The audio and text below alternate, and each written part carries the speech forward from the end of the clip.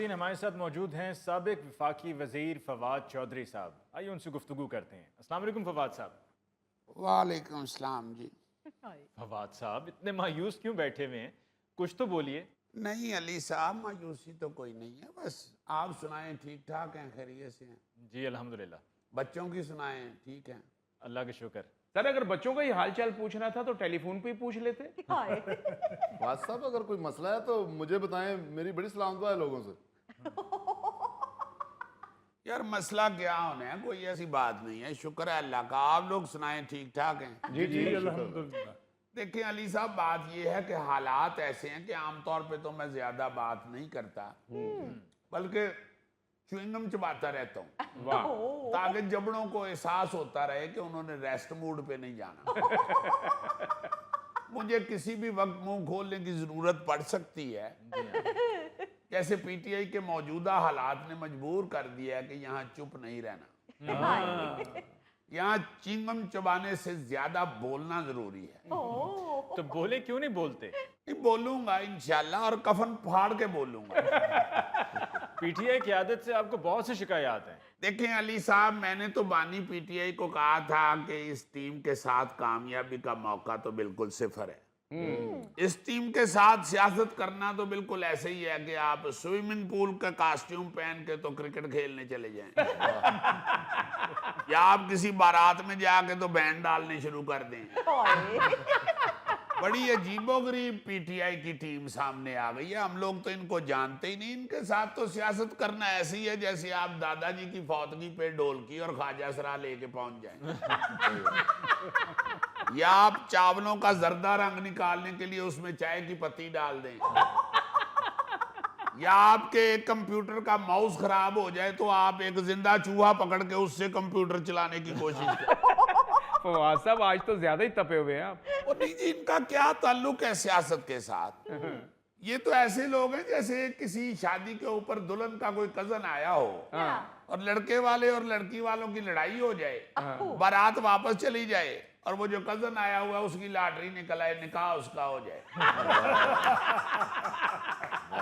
ना इनका कोई लेना ना देना, पता नहीं कौन लोग हैं जो आगे आके तो क़यादत संभाल के बैठ गए हुए हैं। इसलिए मैं चुप रहता हूँ। फिर मैं कहता हूँ कि अगर मैं बोला तो मैं तो बोलूंगा कफन फाड़ के। तो इन लोगों ने फिर कहना है जी कि ये जनाब गद्दार हो गया है, ये किसी और से मिल गया है, ये एजेंसियों का बंदा है।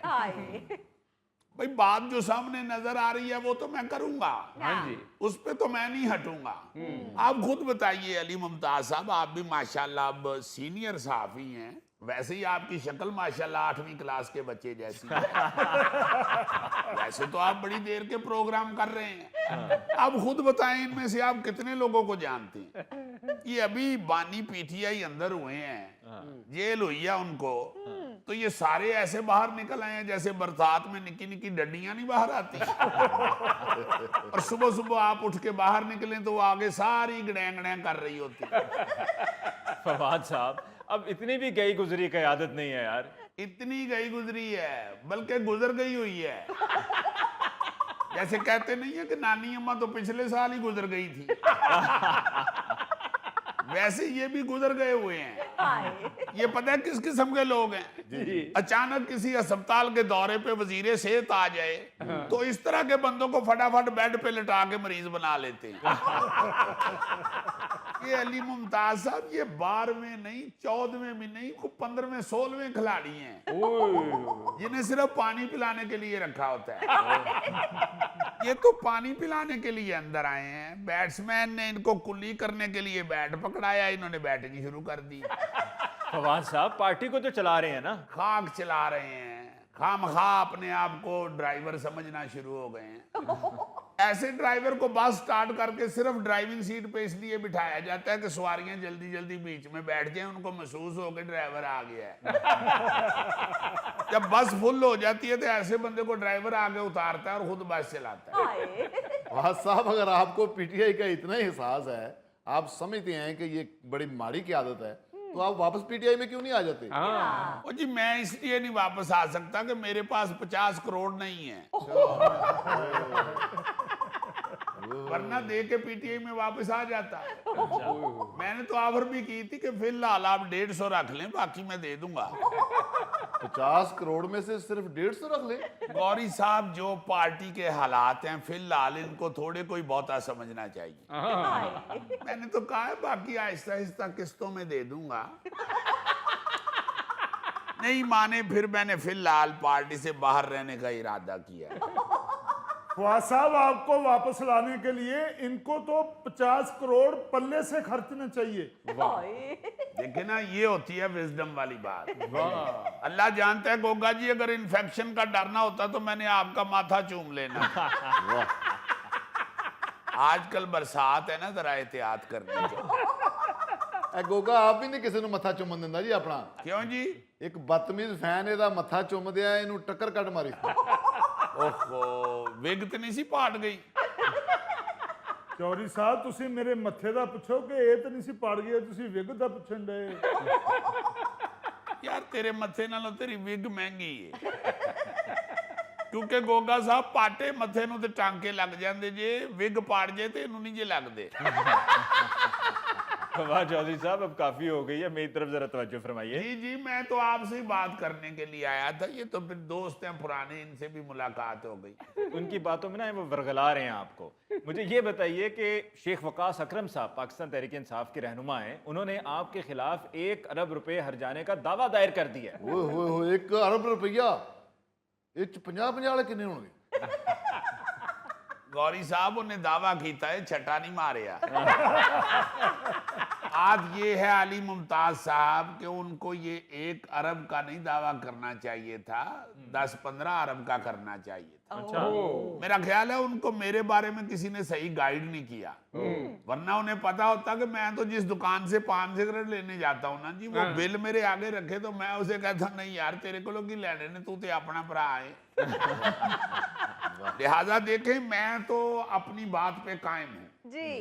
मैं तो अब भी कहता हूँ शेख वकास अकरम ने पूरी केपीके हुकूमत बेच दी है। ये जाली अकाउंट्स चलवा रहे हैं। अच्छा। मुझे तो शक है कि जाली अकाउंट्स में इन्होंने अपना नाम भी सबा रखा हुआ है। फवाद चौधरी साहब, आप भी तो बगैर सोचे समझे हर किसी के बारे में बातें कर दिया करते हैं। अब आप देखें कि आपने मलिक अहमद साहब के बारे में कहा कि खुशामद करना उनकी नौकरी का हिस्सा है। नहीं तो आप बताएं मैंने गलत कहा है? भाई देखिए, खुशामद तो हर नौकरी करने वाले बंदे की नौकरी का हिस्सा है। वो क्या सियाने कह गए हुए हैं कि नौकर की ते नखरा की।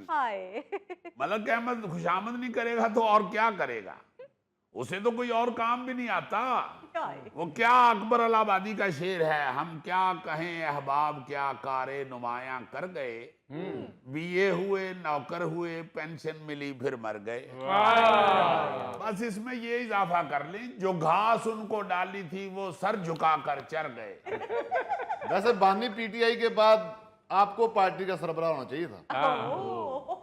अली साहब, ये अगर इंटरव्यू दी लेंथ वध जाए तो किधर होरों कट लेना, यदि यह गल जरूर लाना। क्योंकि चौधरी साहब आप कहते हैं तो अभी जो गौरी साहब ने कहा यही बार बार चलाकर प्रोग्राम पूरा कर देते हैं। यार तजवीज तो बहुत अच्छी है, मगर पब्लिक ने समझना इनकी केसट फंस गई है। अब जाने दें फवाद साहब, आपने तो नवाज शरीफ साहब के भी बारे में ये कहा कि वो अपने घर में कैद हैं। देखें, बात ये है अपना अली मुमताज साहब, मियां साहब ने बानी से इंतकाम के गुस्से में अपनी सियासत को नुकसान पहुंचाया है। वो घर में ही कैद हैं। कभी आपने देखा है कभी उनको बाजार में शॉपिंग करते हुए, या कहीं किसी सिट्टे वाले की रेडी पे खड़े होकर सिट्टे को नमक लगवा रहे हो? घर से निकलते हैं मरी चले जाते हैं, मरी से निकलते हैं घर आ जाते हैं। पहले केड़ा मियां साहब बाजार से सौदा लेंदे हुए नजर आते सन। दरअसल फवाद साहब, मियां साहब की सेहत इजाजत नहीं देती, इसलिए वो घर में रहते हैं। अली साहब, सियासत का सेहत से कोई ताल्लुक नहीं है। वो क्या किसी ने कहा है, छुटती नहीं है मुंह से ये काफर लगी हुई। ये मेरी तरफ देख लें, छापे पड़ रहे हैं, पुलिसें पीछे चढ़ी हुई हैं, मेरी दौड़ें लगी हुई हैं, मगर बात वही है, छुटती नहीं है मुंह से ये काफर लगी हुई। पहले वैसे तुसी इन्ने शेर नहीं सी कहंदे हुंदे, ਇਹ ਜਦੋਂ ਦੀ ਤੁਹਾਡੀ ਪੁਲਿਸ ਨੇ ਦੌੜ ਲਵਾਈ ਨਾ ਉਦੋਂ ਦੀ ਤੁਸੀਂ ਸ਼ਾਇਰੀ शुरू ਕੀਤੀ। फवाद साहब, सुनने में आया है कि आपको सेनेट के इलेक्शंस के लिए जो पीटीआई के टिकट्स की तकसीम है उस पर भी एतराज है। नहीं जी, एतराज क्या होना है। बानी पीटीआई ने तो सेनेट के टिकट दिए ही नहीं है, उन्होंने कहा पार्टी फैसला करे। अब देखिए, अगर पार्टी टिकट फरोख्त करती है तो ये पार्टी का कसूर है, इमरान खान का तो नहीं है। ये तो ऐसे ही है जैसे कई बच्चे बर्फ वाला गोला चूसने के लिए घर की चीजें बाहर कबाड़िए के आगे बेच देते हैं और मल्लेदार मशहूर कर देते हैं कि यार इनके बड़े बुरे हालात हैं, ये तो बेचारे घर की चीजें बेच बेच के गुजारा करते हैं। हालांकि ऐसा तो नहीं होता, नालायक बच्चे अपना बर्फ वाला गोला चूसने के लिए घर वालों को बदनाम कर देते हैं। अब देखे ना, ये सेनेट की टिकटें बेचेंगे तो इसमें मैं समझता हूं कि बानी की और मेरी बड़ी बेइज्जती है। बानी पीटीआई की तो वाकई इसमें बेइज्जती है, आपकी कहां से आ गई? गौरी साहब देखें, पार्टी हम लोगों ने ही बनाई हुई है ना। ये तो है। चले, हम बानी पीटीआई जो है वो इमरान खान को ही कहते हैं, मगर बानियों में हम भी शामिल हैं। फवाद साहब, आप कहाँ से बानियों में शामिल हो गए? आप तो पार्टी में बहुत बाद में आए हैं। देखें अली मुमताज साहब, जो घर की हंडियां होती है वो वालदा ही पकाती है, मगर दस्तरखान पे वो सबके बाद आती है। क्योंकि हंडिया पका के उसने बेचारी ने जाके मुंह हाथ धोना होता है, कपड़े बदलने होते हैं। इसी तरह जब पार्टी बनी थी उस वक्त मैं शामिल था। अच्छा। उसके बाद मैं जरा मुंह हाथ धोने चला गया। फवाद साहब, ये जरा बता दें कि कितनी पार्टियों में आपने मुंह धोया है? ओए होए होए होए, असली सुने नहीं सकते।